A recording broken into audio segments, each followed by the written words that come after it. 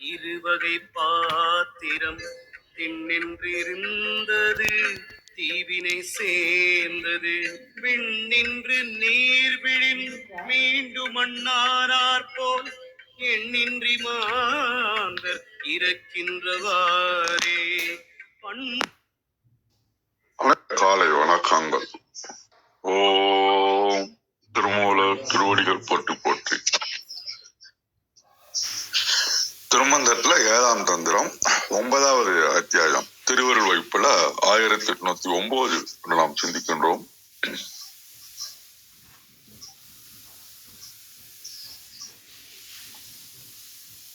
தானே படைத்திடும், தானே அழித்திடும், தானே துடைத்திடும், தானே மறைத்திடும், தானே இவை செய்து தான் முத்தி தந்திடும், தானே வியாபி தலைவனம் ஆமே. முதல் வரி தானே படைத்திடும் அப்படின்னாக்கா, இறைவன் அகில உலகங்களையும் உயிர்களையும் படைக்கின்றான். அழிக்கின்றான்னா காத்து அருளுகின்றான், துடைக்கின்றான்னா அழிக்கின்றான், அது ஒடுக்குகின்றான், மறைக்கின்றான், அவனுடைய அறிவை மறைத்து உலகப்பற்று முழுக செய்கின்றான். திரோதானம். தானே இவை செய்து தான் முத்தி தந்திடும். இந்த 4 தொழிலையும் செய்து முடிவுல உயிர்களுக்கு அறியாமையை நீக்கி பிறவி பணியிலிருந்து விடுதலை அளிக்கின்றான், அதாவது முக்தி அளிக்கின்றான். தானே விழாபி தலைவேனம் ஆமே. எங்கேயுமே நீக்கவர நிறைந்திருக்கின்ற சர்வ பரம்பொருள் அவனே. இந்த சைவஸ்தானத்துல பாத்தீங்கன்னா 5 தொழில்கள் இருக்கு இல்லையா? கிரியேஷன், ப்ரொடக்ஷன், டெசக்ஷன், அப்குரேஷன், லிபரேஷன் அல்லது கிரேஸ். எந்த விதமான வெளிப்புற உதவியோ துணை அதிகாரிகளோ இல்லாம தன்னோட சொந்த ஆற்றலால இந்த 5 தொழில்களையும் தனித்து நின்று செய்யலாம். உயிர்கள் பக்குவம் அடைவதற்காக இந்த உலக படைப்பையும் மறைத்தலையும் செய்யலாம். இறுதியில மும்மலங்கள் நீங்கி பக்குவம் அடையும் போது நேர்ல முக்தி அளிக்கிறான். அண்டாசராசரங்கள் அனைத்திலும் இருக்கின்ற ஒரே தலைவன் சிவபெருமான் தான் சொல்றான். இப்ப இது ஒரு குட்டி கதை சொல்லலாம்னாக்கா, சிற்பக்கலையில தேர்ச்சி பெற்ற ஒரு பெரிய சிற்பிகிட்ட ஒரு இளஞ்சீடன் வேலைக்கு சேர்ந்தான். நாளாக அவனும் நிறைய கத்துக்கிட்டு ஊட ஆரம்பிச்சுற அளவுக்கு செஞ்சான். ஒரு நாள் என்ன பண்ணா, நான் சிலை செதுக்கினாலும் உங்களை விட எனக்கு நல்லா இருக்குது, மக்கள் என்னதான் பாராட்டுறாங்க, உங்கள்கிட்ட எதுவும் நான் அனுமதி கற்க வேண்டியதில்லை, நான் கிளம்புறேன் அப்படின்றான். அப்ப குருவனா சொல்றாரு, ஒரு சின்ன சோதனை செய்வோம் அப்படின்னு சொல்லிட்டு நாளைக்கு நம்ம ஒரு நடராஜ சிலையை செதுக்குவோம் அப்படின்றாங்க. 2 பேரும் சேர்ந்து மறுநாள் காலையில மக்கள் முன்னில நடராஜ சிலையை செதுக்குறாங்க. சீடன் பளபளப்பா நேர்த்தியா வேலைப்பாடுகளோடு இருந்தது. குரு சிலை அதையும் தாண்டி அமைதியான தெய்வீகமாக இருந்தது. மக்கள் அனைவரும் குரு சிலையை பாராட்டினாங்க. சீடனால ஏத்துக்க முடியல, அதிர்ச்சி ஏமாற்றம் அடைந்தான். நான் ஒவ்வொரு துளியும் ஒரு தட்டும் அழகாதான் பண்ணா, நல்லாதான் செதுக்கினேன், ஆனா என் சிலையில எந்த குறையும் இல்லையே, அப்புறம் எப்படி மக்கள் முக்தி தராங்கன்ற. அப்ப சொன்னாரு, நீ சிலையை செதுக்கும் போது நான் குருவோட கெட்டிக்காரனா வேணும்னு ஒரு அகந்தையோட செதுக்கினா, அதான் ஒண்ணு பாறை வடிவத்துல நின்றுடுச்சு. நான் சிவபெருமான என்னுடைய உள்ளத்துல இருக்கிற பக்தியோடும் சமர்ப்பண உணர்வோடும் ஒளிய பிடித்தேன். அதனால அந்த கல்ல அன்பு மட்டுமே பதிஞ்சுது, சிலை உயிரோட்டமா இருக்கு. அப்ப சீடன் உணர்ந்தான், கலையனுடைய நோக்கையும் புகையும் அகந்தை அல்ல, தன்னலமற்ற அர்ப்பணிப்பு அப்படின்னு குரு கால்ல விழுந்தான். திறமை என்பது வேறு, தொழில்நுட்பம் சார்ந்தது என்று. எனவே நாம் செய்யும் செயல்ல அன்பையும் நேர்மையும் அகந்தையும் அற்ற அர்ப்பணிப்பும் தான் தேவை அப்படின்றாங்க. டே டு டே அப்ளிகேஷன் பாத்தீங்கன்னா, பொறுப்பேற்கும் பண்பு, ஓனர்ஷிப் அண்ட் ரெஸ்பான்சிபிலிட்டிஸ், அந்த 5 நிலைகள் படைத்தல், காத்தல், அழித்தல் அப்படின்றத நம்ம ஒரு உணர்வு இருக்கணும். அப்பதான் நம்ம கிட்ட இந்த ஈகோ குறையும், அதை நம்ம வெளியில வரணும். அப்புறம் அடாப்டபிலிட்டி டு சேஞ்ச், சூழ்நிலை தகுந்த மாதிரி ஏத்துக்கணும். இப்படியாக இந்த பாடல் திரும்பவும் அவனுடைய ஆற்றலையும் அருள் தன்மையும் தான் நமக்கு பிடிக்கின்றது. வாருங்கள் ரத்னகர் ஐயா, வணக்கம். நன்றிங்க. திருமூலர் திருவடிகள் போற்றி போற்றி. திருச்சிற்றம்பலம். விந்தியாமா, வாருங்கள். அனைவருக்கும் வணக்கம். ஓம் சிவசக்தி போற்றி, ஓம் திருமூலரே போற்றி. 1809 திருமந்திரம். தானே எல்லாம் ஆன தலைவன். தானே எல்லாம் ஆன தலைவன். திருமந்திரம். தானே படைத்திடும், தானே அழித்திடும், தானே துடைத்திடும், தானே மறைந்திடும், தானே இவை செய்து தான முத்தி தந்திடும், தானே வியாபித்து தலைவனும் ஆமே. அருமையான திருமந்திரம். அருள் வடிவான சிவ பரம்பொருள் இவ்வுலகை உயிர்களை தானாகவே தோற்றுவித்தது, படைத்தது, தானே காத்து அருளியது, காத்தது, பின் தானே அவற்றின் அழிவுக்கும் காரணமாக இருக்கும், துடைத்திடும், அழித்தவற்றை மறைத்து வைக்கும், பிறகு அவ்வுயிர்களுக்கு முத்தி இன்பத்தை கொடுத்திடும். இப்படி ஐந்தொழில் புரிந்து எங்கும் பரவி எதிலும் நிறைந்து இருக்கும் பரம்பொருளே 6 உயிர்களுக்கு தலைவன் ஆவான். வியாபித்து எங்கும் நீக்கமற நிறைந்து. கழக வெளியீட்டில்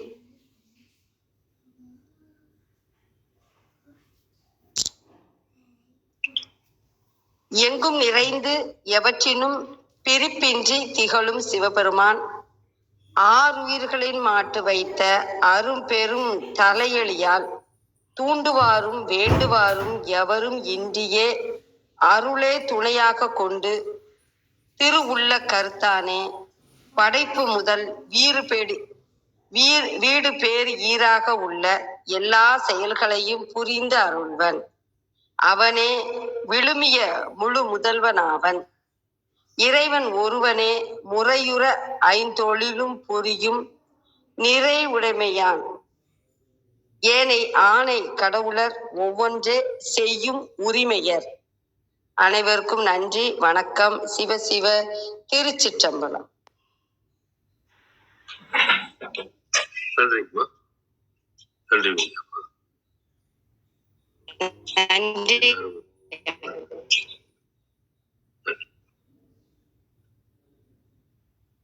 இன்று திருமூலரின் திருமந்திரத்தின் 7ஆம் தந்திரத்தில் 9வது அத்தியாயம் திருவருள் வைப்பு பாடல் 1809 பார்த்துக் கொண்டிருக்கின்றோம். பாடல் ஒலிக்கின்றது.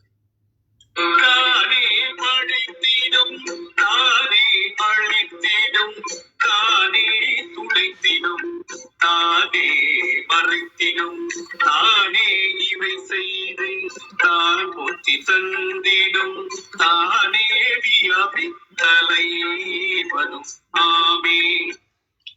தானே படைத்திடும், தானே அழித்திடும், தானே துடைத்திடும், தானே மறைத்திடும். சில பேர் இதுல மறைந்திடும்னு கொடுத்திருக்காங்க. தானே இவை செய்து தான் முத்தி தந்திடும், தானே வியாபித்த தலைவனும் ஆமே. சரவணைய தளத்திலிருந்து இதற்கான விளக்கத்தை பார்ப்போம். ஆதியிலிருந்து தானாகவே இருக்கின்ற பரம்பொருளான இறை சக்தியின் அருளி அண்ட சராசரங்களில் உள்ள அனைத்தையும் உருவாக்குகின்றது. அதுவே ஆசைகளை அனுபவித்து முடிக்கும் வரை உயிர்களை காத்து அதன் ஆசைகளுக்கு ஏற்ப அனுபவிக்கும்படி அளிக்கின்றது. அதுவே வினை முடிந்த உயிர்களை அழித்து உலகத்தில் இருந்து நீக்குகின்றது. அதுவே தாம் அனைத்துக்கும் உள்ளே இருப்பதை மரக்கருணையினால் மறைக்கின்றது. இறையருளாகிய ஒன்றே இவை அனைத்தையும் செய்து அதை முழுவதும் அனுபவித்து முடித்த உயிர்களுக்கு அதுவே முக்தி நிலையையும் தந்து அருளுகின்றது.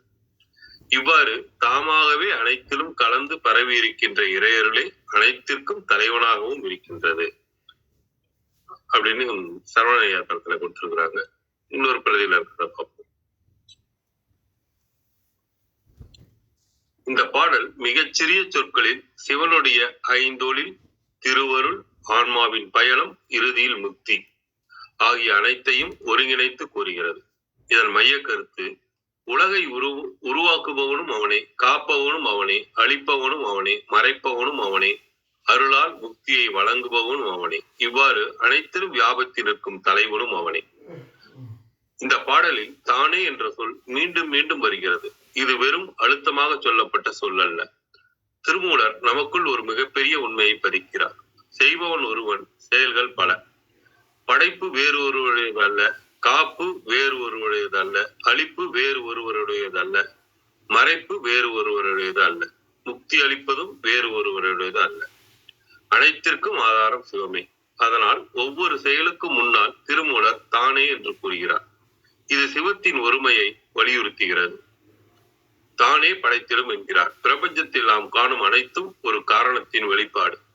உயிர்கள், உடல்கள், உலகங்கள், பஞ்சபூதங்கள், காலம், அனுபவங்கள் இவை அனைத்தும் சிவத்தின் ஆற்றலால் தோன்றுகின்றன. சைவ சித்தாந்த கண்ணோட்டத்தில் சிவன் வெறும் உலகிற்கு வெளியே இருந்து உலகத்தை உருவாக்குகிறவன் அல்ல. அவனுடைய சக்தியின் வழியாகவே படைப்பு நிகழ்கிறது. இதில் ஒரு முக்கியமான விஷயம் உள்ளது. நாம் பொதுவாக கடவுள் உலகத்தை படைத்தார் என்று நினைக்கிறோம். ஆனால் திருமூலர் இன்னும் ஆழமாக சொல்கிறார். உலகத்தை படைத்தவன் மட்டும் சிவன் அல்ல, படைப்பு நிகழ்வதற்கான சக்தியும் சிவமே. தானே அழித்திடும், அடுத்ததாக தானே அழித்திடும் என்கிறார். இங்கு அழித்தல் என்பது வெறும் பொருளை கொடுத்தல் என்ற பொருளில் மட்டும் கொள்ளக்கூடாது. உயிர் வாழ்வதற்கு தேவையான உடல், உணர்வுகள், அறிவு, அனுபவங்கள், உணவு, வாய்ப்புகள், கர்ம பலன்கள், வாழ்வதற்கான சூழ்நிலைகள் எல்லாம் அவனுடைய அருளமைப்பிலேயே கிடைக்கின்றன. அதாவது படைப்பு மட்டும் போதாது, படைக்கப்பட்டதை நிலைநிறுத்துவதும் அவசியம். இதுவே காத்தல் தொழில். ஒரு விதையை மண்ணில் போடுவது படைப்பு என்றால், அது முளைத்து வளர்வதற்கு தேவையான சூழலை அளிப்பது காத்தல். அதுபோல உயிரை உருவாக்குவது மட்டும் அல்லாமல் அதன் கர்ம பயணத்திற்கு தேவையான அனுபவங்களையும் சிவன் வழங்குகிறார். தானே துடைத்திடும் என்கிறார். அடுத்து, துடைத்தல் என்பது அழித்தல், நீக்குதல், முடிவுக்கு கொண்டு வருதல் என்ற பொருளை கொண்டது. பிறந்த அனைத்திற்கும் ஒரு முடிவு உண்டு. உடல் தோன்றுகிறது, வளர்கிறது, முதுமையடைகிறது, அழிகிறது. ஒரு உலக அமைப்பு தோன்றுகிறது, நிலைக்கிறது, மறைகிறது. அதுபோல எண்ணங்கள், அனுபவங்கள், உறவுகள், நிலைகள் எல்லாமே மாற்றத்திற்கு உட்பட்டவை. இதனை சைவ மரபில் சம்ஹாரம் என்று கூறுகிறோம். ஆனால் இங்கு ஒரு நுண்ணிய உண்மை. சிவன் அழிப்பது உயிரை அல்ல, உயிரின் ஒரு நிலையை கலைக்கிறார். உடல் அழியலாம், ஒரு பிறவி முடிவடையலாம், ஒரு உலகம் மறையலாம். ஆனால் ஆன்மா தனது பயணத்தை தொடர்கிறது. எனவே சிவனுடைய அழித்தல் என்பது வெறும் அழிவல்ல, அடுத்த நிலைக்கான மாற்றம். அடுத்து தானே மறைந்திடும் என்கிறார். மறைத்தல் என்றால் என்ன? சிவன் எப்படி மறைகிறான்? சிவன் உண்மையில் மறைந்து விடுகிறானா? இல்லை, அவன் இருக்கிறான். ஆனால் உயிரின் அறிவுக்கு அவன் மறைந்திருக்கிறான். இதுதான் திரோதானம் அல்லது மறைத்தல். பயாலகேசனையா கூட சொன்னார். உயிர் சிவத்தை உடனடியாக உணராமல் இருப்பதற்கு காரணம் என்ன? சைவ சித்தாந்தம் 3 அடிப்படை தத்துவங்களை சொல்கிறது. பதி, பசு, பாசம். பதி சிவன், பசு உயிர், பாசம் உயிரை கட்டி போடும் ஆணவம், கண்மம், மாயை. இந்த பாசங்களின் காரணமாக உயிரின் உண்மையான அறிவு முழுமையாக வெளிப்படவில்லை. அதனால் சிவன் இல்லை என்பதால் சிவத்தை உயிர் காணவில்லை அல்ல, உயிரின் அறிவு மூடப்பட்டிருப்பதால் சிவத்தை அது உணரவில்லை. இதுதான் மறைந்திடும் என்பதன் நுட்பம். தானே இவை செய்து, இதுதான் மிகப்பெரிய திருப்பம். இதுவரை படைப்பு, காத்தல், அழித்தல், மறைத்தல் என்ற 4 செயல்களை சொன்னார். பின்னர் தானே இவை செய்து என்கிறார். அதாவது இந்த 4 செயல்களும் தனித்தனியான சக்திகளால் நடப்பவை அல்ல, ஒரே பரம்பொருளின் செயல்பாடுகள். இங்கே திருமூலர் நம்முடைய பார்வையை மாற்றுகிறார். நாம் வாழ்க்கையில் இது நல்லது, இது கெட்டது, இது நடந்தது, அது அழிந்தது, இவர் செய்தார், அவர் செய்தார் என்று பல்வேறு காரணங்களை பார்க்கிறோம். ஆனால் ஞானியின் பார்வையில் அனைத்திற்கும் பின்னால் இயங்கும் பரம்பொருள் ஒன்றே. தான் முத்தி தந்திடும், இது பாடலின் உச்சம். இது மிக அழகான ஆன்மீக புதிர் ஒன்று இருக்கிறது. மறைத்தவனே முத்தி தருகிறான். உயிரை உலக அனுபவத்தில் வைத்ததும் அவனே. அந்த உலக அனுபவங்களின் மூலம் உயிருக்கு பக்குவம் வர செய்ததும் அவனே. உயிரின் அறியாமையை அகற்றுவதும் அவனே. இறுதியில் நான் யார், சிவம் என்ன, உயிருக்கும் சிவத்திற்கும் உள்ள தொடர்பு என்ன என்ற உண்மை அறிவை அருளுவதும் அவனே. அதுவே முக்தி. முக்தி என்பது எங்காவது செல்வதல்ல. இந்த பாடலை புரிந்து கொள்ளும் போது ஒரு முக்கியமான தவறை தவிர்க்க வேண்டும். முக்தி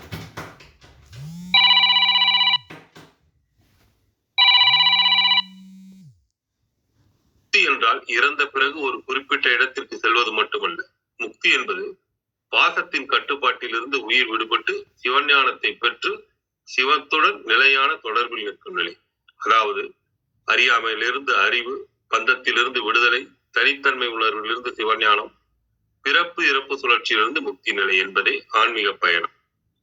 வியாபி தலைவனும் ஆமே, அதாவது அனைத்திலும் நிறைந்திருப்பவன் என்று முடிக்கிறார். வியாபித்தல் என்றால் எல்லாவற்றிலும் நிறைந்திருப்பது. சிவன் ஒரு குறிப்பிட்ட இடத்தில் மட்டும் இருக்கிறவன் அல்ல. அவன் உலகில் இருக்கிறான், உயிரில் இருக்கிறான், அறிவில் இருக்கிறான், இயற்கையில் இருக்கிறான், இயக்கத்தில் இருக்கிறான், அமைதியிலும் இருக்கிறான் என்று உணர்த்தப்படுகிறது. ஆனால் இதை எல்லாம் சிவன், ஆகவே எல்லாவற்றையும் சிவன் என்று மட்டும் சொல்லிவிடலாம் என்று மிக எளிய கருத்தாக குறைத்து விடக்கூடாது. சைவ சித்தாந்தத்தின் நுட்பமான பார்வையில் சிவன் அனைத்திலும் வியாபித்திருக்கிறான். ஆனால் எதனாலும் கட்டுப்படாதவன். அவன் அனைத்திற்கும் உள்ளார்ந்த ஆதாரம். இந்த பாடலின் மிகப்பெரிய தத்துவமாக உயிரின் முழு பயணமும் சிவத்தின் ஆளுமைக்குள் நடைபெறுகிறது என்பதாக நம்ம புரிந்து கொள்ளலாம். ஆமா, கிருத்திகாமா பாருங்கள்.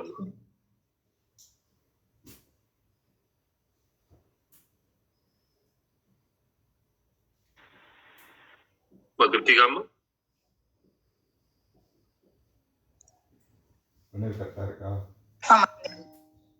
அரங்கையா பகிர்ந்துக்கிறதுன்னா ஒரு 2 minutes கொடுத்தா நான் ஜாயின் பண்றதுக்கு ஈஸியா இருக்கும். அரங்கையா, நீங்க ஏதாவது பகிர்ந்துக்க போறீங்களா? நன்றிங்கம்மா, நன்றி. நான் ஐயா, இப்ப நீங்க வாசிச்சது எந்த நூலுங்கய்யா? இல்ல சரவணன் ஐயா தளமாங்கய்யா, வெப்சைட்டாங்கய்யா?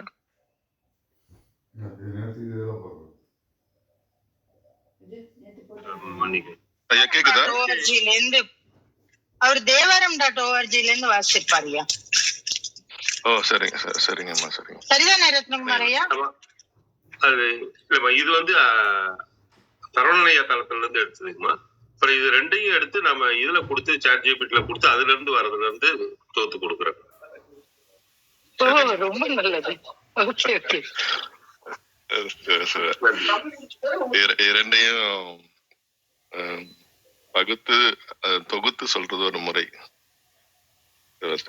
நன்றிங்கம்மா, நன்றிங்கய்யா.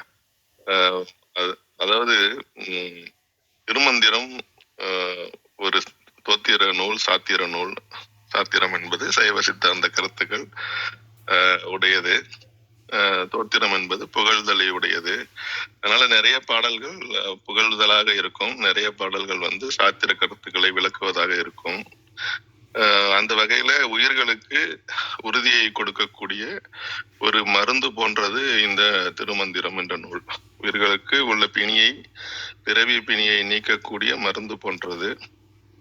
அது மந்திரம் என்று பெயர் கொண்டிருக்கிறது. மந்திரமாகவும் விளங்குகிறது. மந்திரம் என்ன செய்யும்னா சொல்பவர்களை உயர்த்தும், உயிரை உயர்த்தும் நிலையை கொண்டது திருமந்திரம். அதே போல தந்திரம், ஆகமங்களுக்கு தந்திரம் என்று பெயர் உண்டு. அந்த வகையில இது ஆகமங்களின் பிழிவாக, சாராக உயிர்களுக்கு இறைவனிடம் நெருக்கத்தை கொண்டு ஆகமமாகி அன்னிப்பான் என்று மணிவாசகர் சொல்லுவார்.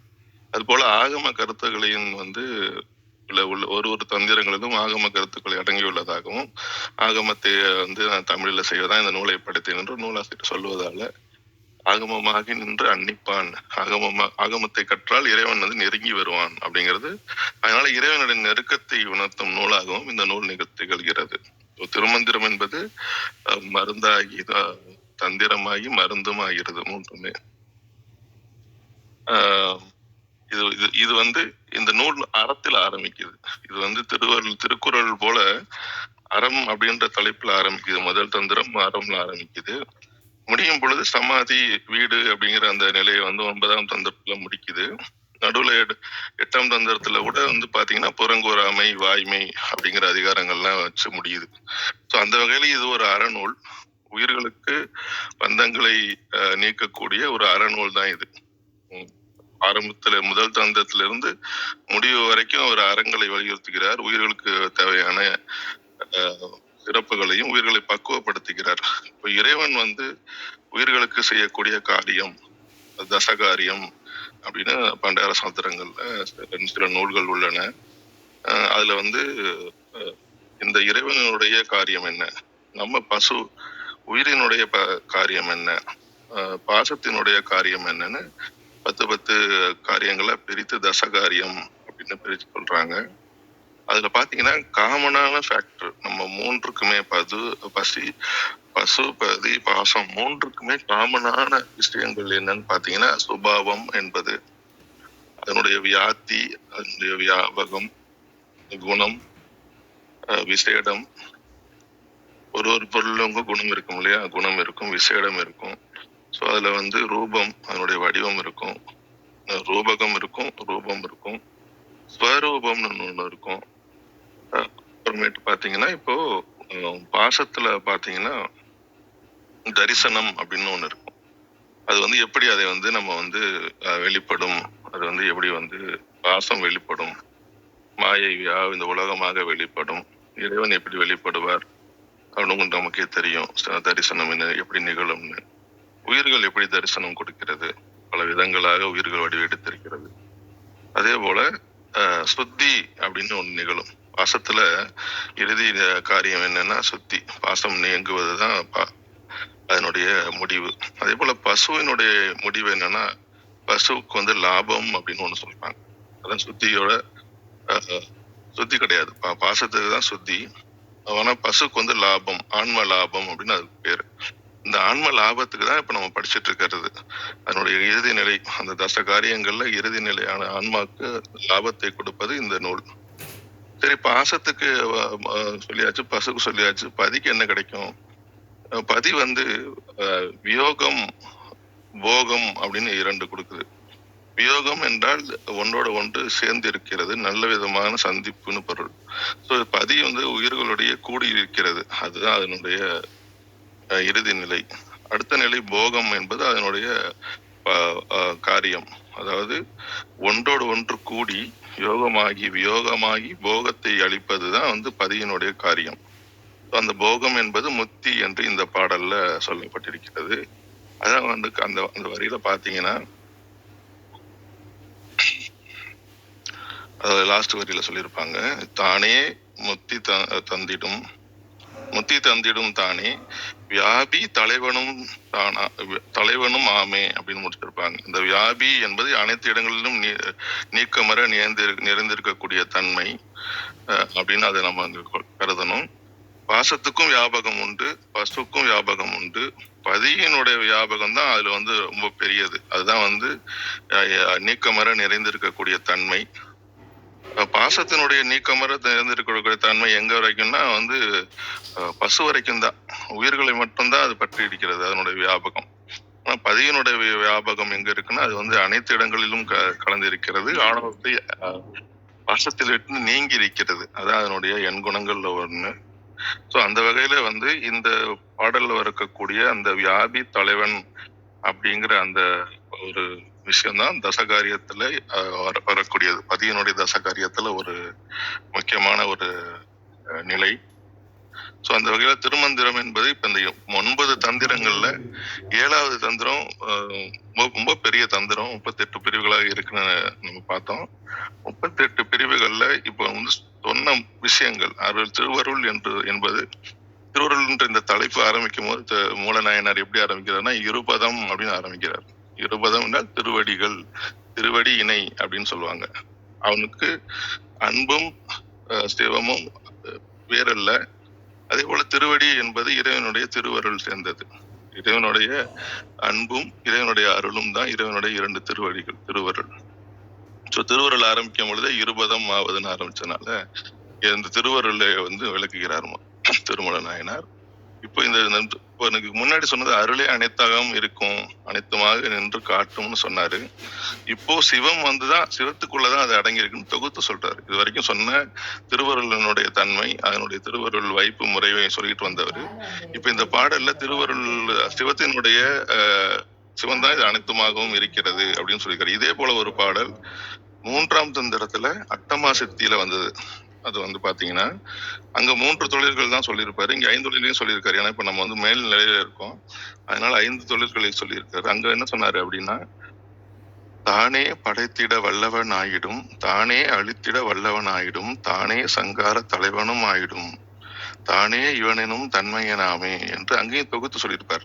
அட்டமா சித்திகளை சொல்லிக்கொண்டு வரும் பொழுது அந்த அனிமா அந்த வரிசையா சொல்லும் பொழுது அனிமா முதலாக சொல்லிக்கொண்டே வரும் பொழுது அங்கேயும் தொகுத்து சொல்வார். இது மாதிரி தானே அவன் இதுவாக இருக்கிறான், அவனே வந்து படைக்கின்றான், அவனே வந்து காக்கின்றான். காத்தல்தான் அழித்தல் அப்படின்னு சொல்றாங்க. அழித்தல்னா கிவிங். அந்த அந்த சங்கார தலைவன் அவனே வந்து ஒடுக்குவரானும் இருக்கிறான் அப்படின்னு அங்கேயும் வந்து தொகுத்து சொன்னாரு. அதே போல இந்த தந்திரத்திலையும் திருவருள் வைப்பு முறையை பத்தி ஒரு அதனுடைய செயல்களை சொல்லிக் கொண்டு வரும் பொழுது திருவருளாக அவனே கண்ணாக இருக்கிறான், கண்ணுக்கு ஒளியாக இருக்கிறான். அந்த ஒளி, அந்த கண்ணினுடைய ஒளிதான் வந்து இறைவனுடைய அருள், அந்த அந்த தடத்த நிலையான அருள் என்பது. அந்த தடத்த நிலைக்கு மேல போய் சிவத்தினுடைய நிலையும் விளக்கி 5 தொழில்களை வந்து இங்க குறிப்பிடுகிறார். படைத்தல், அழித்தல், துடைத்தல். துடைத்தல் தான் வந்து ஒடுக்குதல்னு சொல்லுவாங்க, அழித்தல்னு சொல்லுவாங்க மக்கள். அதே வந்து மறைத்தல் தான் இந்த வந்து திரோதானம் அப்படின்னு சொல்லுவாங்க. ஒரு பிறவிக்கும் அடுத்த பிறவிக்கும் என்ன நடக்குதுன்னு தெரியாம இறைவன் வச்சிருக்காரு இல்லையா, அந்த மறைத்தல். அது மட்டும் இல்லாம நமக்கு அதெல்லாம் தெரிஞ்சிடக்கூடாது அப்படிங்கிறதுனால அது ஒரு கருணை தான். அதுவும் கூட ஒரு மறைத்தலும் ஒரு கருணை தான். அடுத்து வந்து பாத்தீங்கன்னா முத்தி தந்திடும். அதுதான் வந்து அருளல் என்று சொல்லக்கூடிய 5 தொழில்கள். இந்த 5 தொழில்களையும் அவன் செய்கின்றான், அவன் வியாபித்திருக்கின்றான், அவனே தலைவன் என்ற வகையில சிவனுடைய பரத்துவத்தை தொகுத்து திருவருள் வைப்பில் சொல்லியிருக்கிறான். வாய்ப்புக்கு மிக்க நன்றி. நன்றி நன்றி. கிருத்திகம்மா பாருங்க. நன்றி. நம்ம வந்து நல்ல நிறைவான விளக்கங்கள் பார்த்தாச்சு.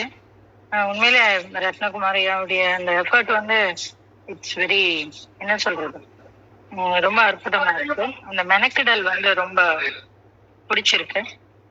இன்னொன்னு அரங்கோ ஐயாவுடைய அந்த தொகுப்பு, எதனால இந்த இடத்துல இதை பார்க்கிறோம் அப்படின்னு பார்க்கக்கூடிய அந்த தொகுப்பு, அதுவும் ரொம்ப அற்புதமா இருக்கு. லைனையோட பேச்சு கேட்க முடியல, நான் ரீப்ளேல கேட்டுக்கிறேன். இப்போ இந்த மந்திரத்துல எல்லாமே பார்த்தாச்சு. ஒண்ணு விஷயம் மாத்திரம்தான் பார்க்கணும்.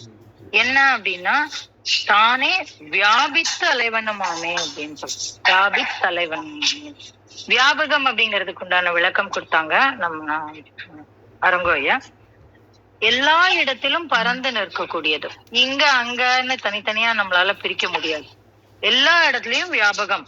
வியாபகம்னா எல்லா இடத்திலும் பறந்திருப்பது. எப்படி பறந்திருப்பது அப்படின்னாக்க, எங்கும் சீரொழியாமே அப்படின்னு நேற்றுக்கு சொன்னாரு இல்லைங்களா. அந்த தெருட்கண்ணினோர்க்கு எங்கும் சீரொழியாமே அப்படின்னாரு. அப்ப தெளிந்தவர்களுக்கு எங்கும் ஒளியாக நிற்கக்கூடியது அப்படின்னு சொன்னாரு. அப்ப ஒளி என்ன பண்ணும் அப்படின்னா, எங்கேயுமே எல்லா இடத்திலும் ஊடுருவக்கூடியது. அதுதான் அந்த இடத்துல ஒளியினுடைய தன்மை. அப்போ இந்த ஒளி ஆனா இந்த ஒளிக்கு ஒரு தன்மை இருக்கு. என்ன அப்படின்னா, அதை மறைச்சிட்டோம்னா அந்த மறைக்கக்கூடிய அந்த போர்ஷனுக்கு நமக்கு ஒளி வராது. இது இயல்பு இல்லையா. காத்து வந்து எல்லா இடத்துலயும் வந்துடும். ஆனா ஒளிக்கு வந்து இதெல்லாம் ரொம்ப நுணுக்கமான விஷயங்கள். ஏன் ஒளியாக நம்ம பார்க்கிறோம் இந்த இறையம் பெருமானை அப்படின்னா, அங்க ஒரு மறைத்தல் நடக்கிறது. அந்த மறைத்தல், இந்த ஜீவிதத்துல மறைத்தல் நடக்கிறது.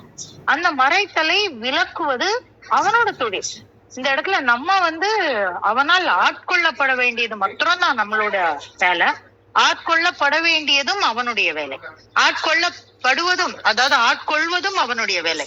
அப்ப இந்த இடத்துல வியாபித்தலைவனுமாமே அப்படின்னு சொல்றாங்க. அப்ப அந்த வியாபித்தலைவன் அப்படிங்கிறது என்னன்னா, வியாபகமாக இருக்கக்கூடிய அத்தனை பொருட்களுக்கும். இன்னைக்கு நானும் நீங்களும் வியாபகம் பண்ண முடியாது, ஏன்னா இந்த ஒரு ஸ்தூலமா நம்ம இருக்கோம். அப்ப வியாபகம் அப்படிங்கும் போது ஒரு சூட்சுமமான ஒரு விஷயத்தை சொல்லக்கூடியது, எங்கும் நிறைந்திருக்கக்கூடியது. காற்று வந்து வியாபகம், ஒளி வியாபகம், இறைவனுடைய அந்த சூரியனுடைய கதிர்கள் வியாபிக்கும். அப்ப எல்லா இடத்திலும் நீக்கமர நிறைந்து இருக்கக்கூடியது சூட்சுமமான அந்த இறையம்பெருமானின் கருணைக்கும். அப்ப அந்த கருணை தான் அவனான்னு கேட்டா இல்ல, ஏன்னா அந்த அந்த அந்த ஒளி மறைக்கப்படுகும். அப்ப அந்த மறைப்பை உண்டாக்குபவனும் அவன், அந்த மறைப்பிலிருந்து விலக்குபவனும் அவன். அத சொல்றதுக்கு தான் இந்த இடம். தானே படைத்திடும், தானே அழித்திடும். அப்ப அந்த அந்த ஒளியை தருபவனும் அவனா. ஏன்னா தெருட்கண்ணினோக்கு எங்கும் சீரொழியாமேன்னு சொல்றான். அப்ப அந்த தெருளை தருவதும் யாரு அப்படின்னா அவன்தான். தானே துடைத்திடும், தானே மறைத்திடும் அப்படி. இந்த இடத்துல துடைத்திடும் அப்படிங்கிறதுக்கு ஒரு பொருள் இருக்கு. என்ன அப்படின்னாக்கா, அழிக்கிறது அப்படின்னு ஒரு பொருள் எடுத்துக்கலாம்.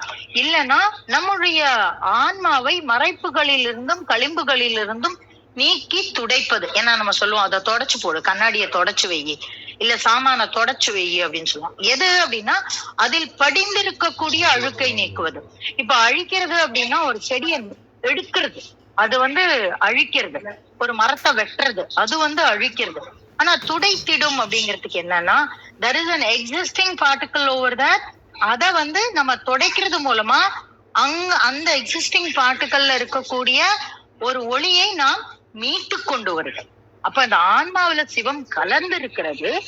அந்த சிவத்தை மறைத்து கொண்டு நம்மளுடைய அஞ்ஞானமும் நம்மளுடைய அந்த ஜீவபோதமும் நிறைந்திருக்கிறது. அப்ப அந்த ஜீவபோதத்தை விலக்கி துடைத்து அத மறைக்கிறது. அப்ப இந்த இடத்துல மறைத்திடும்ங்கிறது என்ன? நம்மளுடைய அஞ்ஞானத்தை மறைக்கக்கூடியது, நம்முடைய அறியாமையை, இருளை நீக்கி அதை மறைப்பது. அப்ப இருளை மறைச்சா என்ன ஆகும் அப்படின்னா ஒளி தோன்றும்.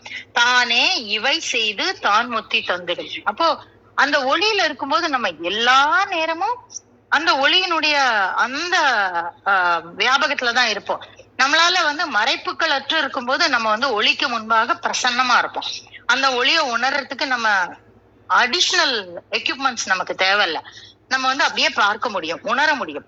அத்தகைய முத்தியை தந்திடும், அத்தகைய வியாபகத்தை தரக்கூடிய தலைவனாக அவன் இருக்கிறான் அப்படின்னு இந்த இடத்துல ஒரு சூட்சுமத்தை சொல்றாரு. சூட்சுமமாக வியாபித்திருக்கக்கூடிய ஒளியினுடைய தன்மையை சொல்லுகிறார். அந்த ஒளியை மறைத்திருக்கக்கூடிய அஞ்ஞானத்தை பத்தி பேசுகிறார். அந்த அஞ்ஞானத்தை துடை தெரியக்கூடிய அவனுடைய கருணையை பற்றி பேசுகிறார். அந்த கருணையோடு இந்த உலகை நம்மை படைத்திருக்கக்கூடிய அவனுடைய கருணையையும் அழித்திடும் அப்படிங்கிற கருணைன்னு நம்ம எடுத்துக்கலாம். அழி அப்படின்னா கருணை அப்படின்னு ஒரு பொருள் இருக்கு, அதையும் சொல்லுகிறார். அப்ப நம்ம வேலை என்ன அப்படின்னா இருக்க பிடிச்சுக்கணும். இருக்க பிடிச்சுக்கிறது மாத்திரம்தான். எல்லா நேரமும் ஒளியில இருக்கும்போது நம்ம கண்ணை மூடினா கூட நமக்கு ஒளி தெரியும் இல்லையா? அப்ப அந்த மாதிரி எல்லா நேரமும் சிவத்தை உள்ளிருத்து எல்லா காலங்களிலும் அவன் அருளில் திளைப்பது மட்டுமே நம்ம வேலை. அப்ப அதை யாரு கொடுப்பான்னா அதையும் அவன் தான் கொடுக்கறான் அப்படின்னு சொல்றாங்க. ரொம்ப அற்புதமான ஒரு மந்திரம். நம்ம நாள்ல தினம் நடக்கக்கூடிய ஒரு விஷயத்த ஒரு கண்ணு முன்னாடி நமக்கு வரிசையா இது அழித்தல், இது மறைத்தல், இது துடைத்தல், இது படைத்தல், இதுதான் வியாபகம், இதுதான் முக்தி அப்படின்னு பார்த்தோம்னா நம்ம ஒரு ஒரு தருணத்திலையும் முக்தி அடைந்து கொண்டே இருப்போம். அதுதான் அந்த இடத்துல ரொம்ப முக்கியமான ஒரு நுணுக்கம். அந்த நுணுக்கம் திருமூலர் பெருமான் அனைவருக்கும் கைவர செய்ய வேண்டும் என்ற பிரார்த்தனையோடு என்னுடைய பகிர்தலை முடித்துக் கொள்கிறேன். நன்றி. நன்றி நன்றி. துடைத்திடும் அப்படிங்கிறதுக்கு ஒரு நல்ல விளக்கமாக கொடுத்துருங்க. நன்றி நன்றி. அம்மா, உங்க உடல்நலம் எப்படி இருக்குதுங்கம்மா? உங்க பதிவு மூலம்ல பார்த்தது.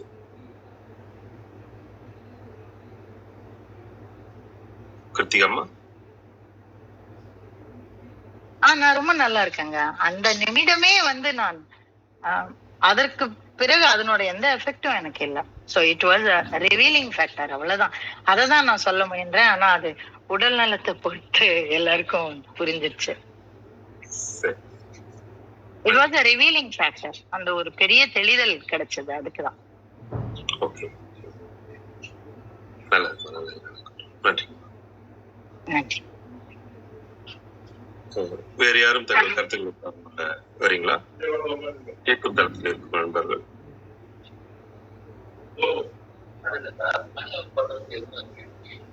ஐயா வணக்கம்.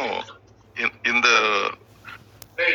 ஒரே ஒரு கருத்து என்னன்னா, அந்த திருவருள் பயன்கிற நூல் இந்த திருவருள் வைப்பினுடைய விளக்கமாக இருக்கு. நம்மளுடைய பார்த்தோம். அதுல இந்த பகுதிக்குரிய குரலாக ஆக்கி எவையும் அழித்து ஆசுடன் அடங்க போக்கும் அவன் போகா புகழ் அப்படின்னு சொல்லியிருக்காங்க. எல்லாவற்றையும் படைத்து காத்து உயிர்கள் மறுபிறப்பிற்கு ஏதுவாகிய மலமாகிய குற்றத்தோடு நிற்கும்படி அவற்றை ஒடுக்குபவனே அவற்றிற்கு நீங்காத புகலிடமாகிய உள்ளவன் ஆவான் அப்படின்னு இந்த இறைவனுடைய நிலையை குறிக்கும் பொழுது படைத்தல் காத்தல்னு சொல்லிட்டு அழித்தல்னு அங்க சொல்லாம ஆஸ்து உடன் அடங்குதல் அப்படிங்கிறாங்க. மலங்களை நீக்குதல். இப்ப அம்மா சொல்லும் போது துடைத்தல் அப்படிங்கிற சொன்னாங்க இல்லையா, அது வந்து நம்ம உயிர்களுடைய மலமாகிய குற்றத்தை துடைக்கிறான் அப்படின்னு நம்ம எடுத்துக்கலாம். அது ஆசுங்கிற சொல்லால அந்த மலங்களை குறித்திருக்கிறார் உமாபதி சிவனார். ஸோ ஆசு அடங்குறதுதான் நம்மளுடைய ஒடுக்கம். அதுதான் உடம்பு அழியின் நிலை. அதுதான் இறப்புன்னு பெரியவங்க சொல்றோம்.